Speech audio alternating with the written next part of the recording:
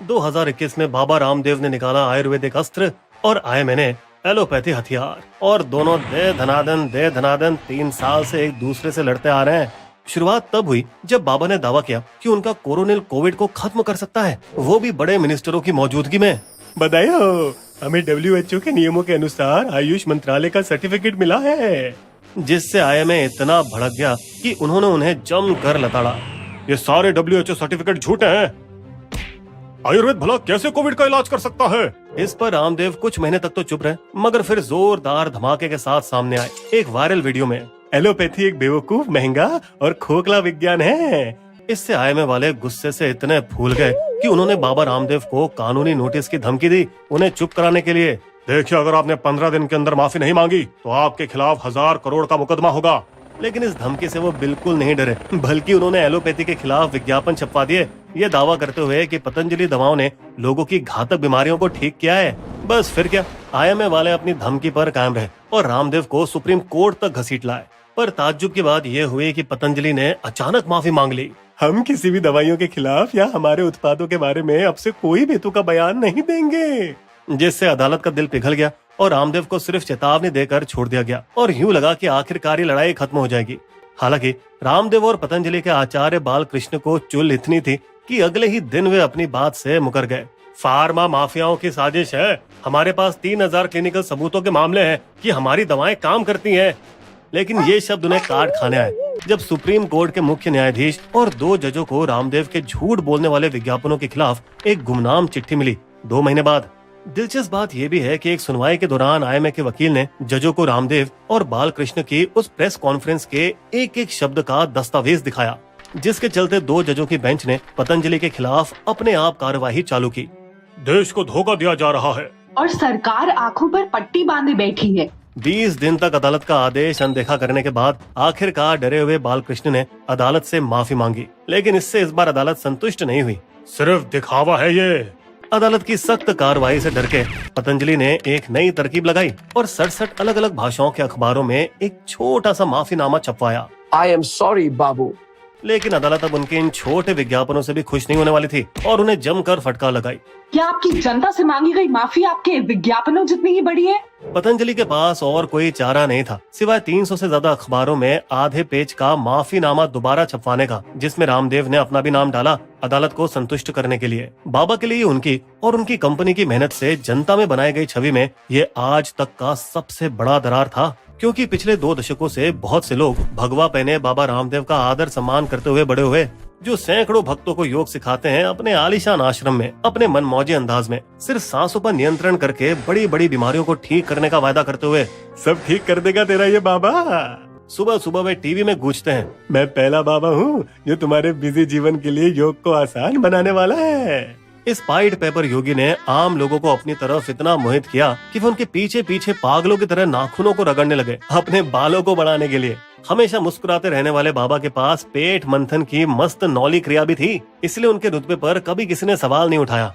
हालांकि हमारे इन सन्यासी योगी को भोगियों की तरह मौज मस्ती करने की भी दिलचस्पी है। ये अपनी 1.5 करोड़ की लैंड रोवर एसयूवी में अक्सर लंबी ड्राइव पर जाना पसंद करते हैं और कथित तौर पर अपनी कई बड़ी फैंसी गाड़ियों में जमकर मजा भी करते हैं। अब भैया, अगर उनकी औकात है तो क्यों ना करें। अनुमानिक तौर पर बाबा का मूल्यांकन 1600 करोड़ का है पतंजलि ग्रुप में उनके अप्रत्यक्ष मालिकाने के आधार पर, जिनकी प्रोडक्ट्स की सेना दिग्गज एमएनसी कंपनियों के साथ टक्कर ले रही है भारतीय मध्यम वर्ग के घरों में। अब अगर आपने हमारे चैनल को सब्सक्राइब नहीं किया है और बेल आइकन को टन नहीं दबाया है तो हम आपको बता दें कि हम आपको आगे की स्टोरी नहीं बताएंगे। और अगर आप जानना चाहते हैं कि 3 दशकों में पतंजलि का साम्राज्य कैसे खड़ा हुआ, उनके साथ हुए विवाद और वे कैसे उभर पाए, तो जल्दी से सब्सक्राइब कर लीजिए। 22 साल के रामदेव उर्फ राम किशन यादव 1987 में हरियाणा के महेंद्रगढ़ में अपना घर छोड़े पास के खानपुर के अर्श गुरुकुल में एक नई जिंदगी शुरू करने गए। वहीं इस दृढ़ संकल्प युवक ने पढ़ाई की, बालकृष्ण से मिले और उनकी दोस्ती शुरू हो गई, जो आज भी उनके सबसे भरोसेमंद साथी हैं। 2 साल बाद रामदेव और बालकृष्ण ने उच्च स्तर का योग और संस्कृत सीखी हरियाणा के झज्जर के एक आश्रम में, और इसके 4 साल बाद हरिद्वार के कनखल मंदिर में दोनों ने आखिरकार संन्यास दीक्षा ली गुरु शंकर देव से, जिनके कृपालु बाग आश्रम में रामदेव ने पहली बार पौधों और जड़ी बूटियों से दवाई बनाना सीखा, वहाँ उनके वरिष्ठ कर्मवीर से। उनकी महत्वाकांक्षा इतनी बड़ी थी कि उन्होंने अपने दो साथी बालकृष्ण और कर्मवीर को साथ लेकर दिव्य योग ट्रस्ट बनाया 1995 में। अगले कुछ सालों तक वे साइकिल से आसपास के इलाकों में घूमते और अपने आश्रम की बनी आयुर्वेदिक दवाएं बेचते। साल 2000 आते आते रामदेव और कर्मवीर मुफ्त योग शिविर लगाने लगे और आगे बढ़ने लगे स्थानीय लोगों के लिए, जिसमें स्थानीय पुलिस, राजनेताओं और जिला प्रशासन के अफसरों ने भाग लिया। और यही वो जगह थी जहां से रामदेव ने सत्ता के दिग्गजों से दोस्ती करने की आदत डाल ली। लेकिन उनकी किस्मत तब चमकी जब आस्था टीवी के प्रोड्यूसर की नजर उन पर पड़ी। एक शिविर के दौरान पहली बार कोई योग गुरु भगवा कपड़ों में दिख रहा है। दिलचस्प। दर्शकों को यह सन्यासी जरूर पसंद आएगा, लेकिन चैनल के मालिक को रामदेव पर भरोसा नहीं आया। क्या बात कर रहा है यार, हरिद्वार के बाहर इस बंदे को कोई ना पहचाने।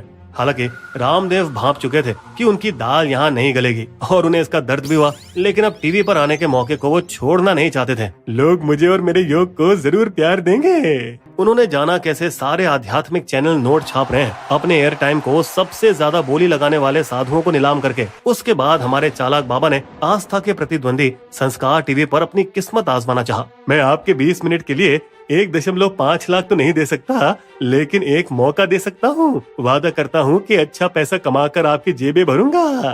फिर दोनों ने कभी पीछे मुड़कर नहीं देखा, क्योंकि रामदेव के योग शिविरों का सीधा प्रसारण सुपर हिट हुआ, जिससे संस्कार टीवी की टीआरपी भी छप्पड़ फाड़ कर आई। हमारे शातिर बाबा ने पैसे कमाने के लिए अपने इलाज भी बेचना शुरू कर दिए। हमेशा जवान रहने और कैंसर ठीक करने के लिए बाबा को खुल के दान करें।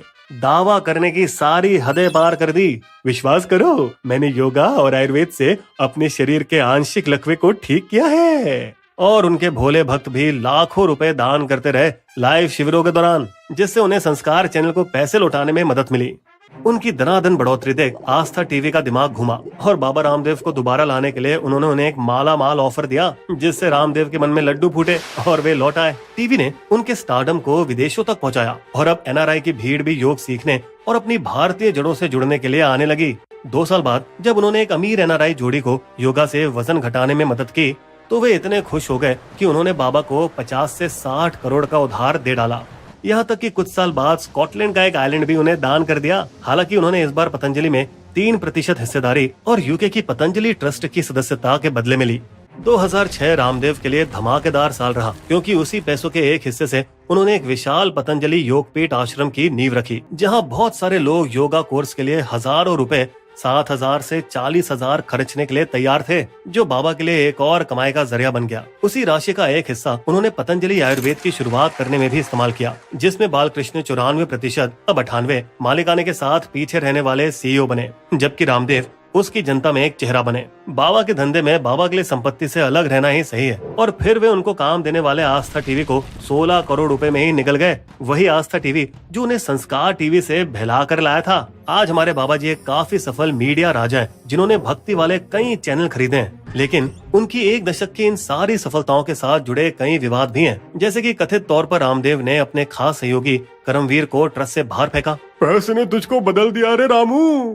फिर जैसे ही वरिष्ठ योगी और आयुर्वेदिक डॉक्टर स्वामी योगानंद ने अपना आयुर्वेदिक दवाओं का लाइसेंस रामदेव से छीना, लालची कहीं के, तब वे 1 साल बाद रहस्यमय तरीके से अपने घर में मरे हुए पाए गए। और कानाफूसी में ऐसे सवाल उठ रहे हैं कि क्या बाबा रामदेव का इसमें कोई हाथ हो सकता है। वहीं गुरु शंकर देव की सनसनीखेज गुमशुदगी के लिए भी हरिद्वार के कुछ संत रामदेव को ही दोषी ठहराते हैं, जो वही बड़े संत हैं जिनके अधीन उन्होंने दीक्षा ली थी। शायद इसलिए क्योंकि रामदेव के ऊपर आरोप ये भी है कि उन्होंने शातिर तरीके से उनसे जमीन और आश्रम हड़प लिया। लेकिन हमारे बाबा कुछ इस तरह से अपना बचाव करते रहे। मेरे गुरु ने मेरे व्यापार में मदद करने के लिए मुझे ये उपहार दिया है। हालांकि सुप्रीम कोर्ट से लताड़े जाने वाले मामले से 16 साल पहले उनका सबसे बड़ा विवाद हुआ था, जब 2008 में उन्होंने समाज सेवक राजीव दीक्षित के साथ हाथ मिलाकर कोक, पेप्सी और बाकी विदेशी ब्रांड की वाट लगाने के लिए जबरदस्त मोर्चा निकाला था। लेकिन जाना जाता है कि रामदेव फिर दीक्षित से ही जलने लगे, जो आम जनता और मीडिया दोनों की आंखों का तारा बन चुके थे। क्योंकि जब दीक्षित रहस्यमय तरीके से अचानक दिल के दौरे से गुजर गए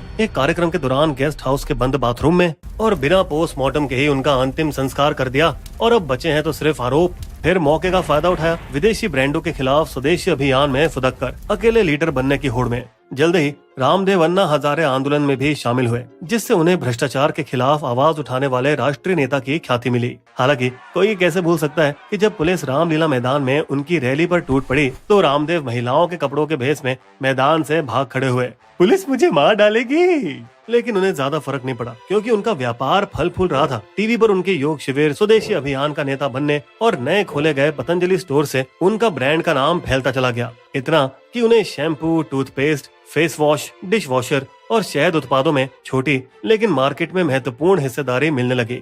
जहां कोलगेट भारत में 80 साल के कारोबार करने के बाद 2016 में सिर्फ 4000 करोड़ की कमाई कर पाया, वहीं पतंजलि के दंत कांति ने 10 साल से कम समय में 900 करोड़ की सालाना कमाई कर ली। एफएमसीजी में बड़े व्यापारियों के साथ मुकाबला करने के लिए पतंजलि ने विज्ञापन देना भी शुरू कर दिया और इस क्षेत्र में तीसरे सबसे बड़े टीवी विज्ञापन देने वाले खिलाड़ी बन गए। नेस्ले जैसी एमएनसी को कड़ी टक्कर दी मैगी से लड़ने के लिए इंस्टेंट नूडल लॉन्च करने की हिमाकत दिखाकर।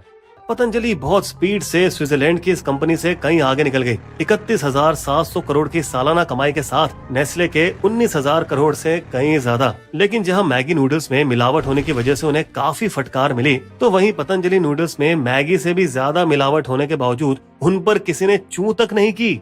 पतंजलि के बाकी प्रोडक्ट्स के घटिया होने की भी शिकायतें लगातार आने लगे, जैसे आंवला जूस, जिसे सेना के कैंटीन स्टोर से हटा दिया गया।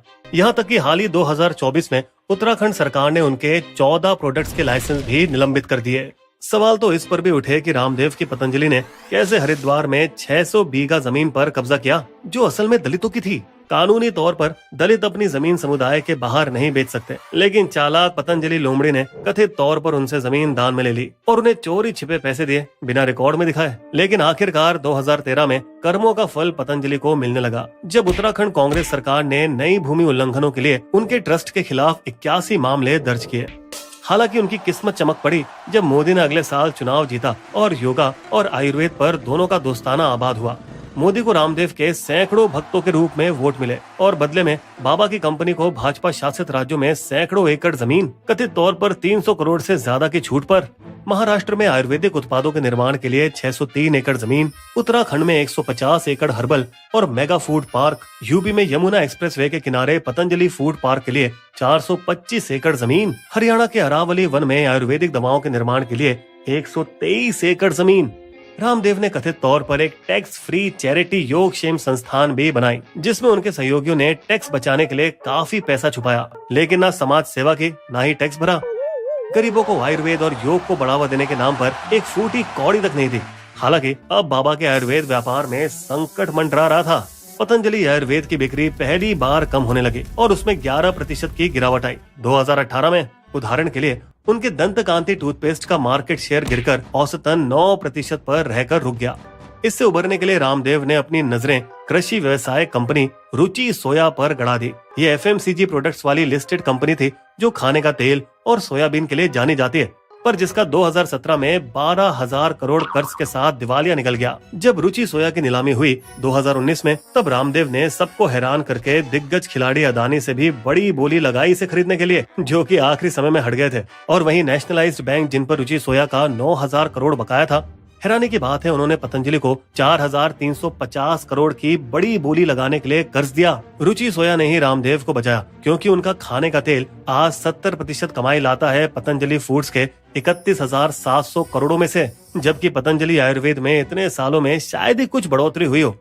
हालांकि अमेरिका के फ्लोरिडा स्थित राजीव जैन के GQG पार्टनर्स का अभी भी मानना है पतंजलि दुनिया का सबसे बड़ा एफएमसीजी ब्रांड बनेगा, और उन्होंने पतंजलि फूड्स में एक्स्ट्रा 5.5% हिस्सेदारी 2,400 करोड़ रुपए खरीद लिए, जिससे उनकी कुल हिस्सेदारी 11.5% की हो गई। राजीव जैन वही है जिन्होंने हिंडनबर्ग की रिपोर्ट के बाद अदानी के शेयर खरीदे, जिससे भारतीय शेयर बाजार को अदानी पर भरोसा हुआ। पिछले साल पतंजलि ग्रुप भारत की तीसरी सबसे बड़ी एफएमसीजी कंपनी बनी। क्या यहाँ भी वही जादू काम करेगा और रामदेव 2028 तक अपनी कंपनी को 1 लाख करोड़ के टर्नओवर पर ले जा पाएंगे? लेकिन उससे पहले उनको अपने बिजनेस को कोर्ट के मुकदमे से सुरक्षित रखने की जरूरत है। इसलिए उन्होंने पतंजलि आयुर्वेद के होम और पर्सनल केयर प्रोडक्ट को अपने लिस्टेड पतंजलि फूड्स को ही बेच दिया, क्योंकि सुप्रीम कोर्ट ने उनके आयुर्वेदिक उत्पादों के गुमराह करने वाले विज्ञापनों पर रोक लगा दी है। तो अगर बाबा रामदेव अपनी बातों पर अपनी जान की बाजी लगा दें, और जान की बाजी लगाने के बाद अगर उन्हें बाईपास सर्जरी की जरूरत पड़ जाए, तो क्या वे आयुर्वेदिक दवाओं पर भरोसा करके इलाज करवाएंगे अपना?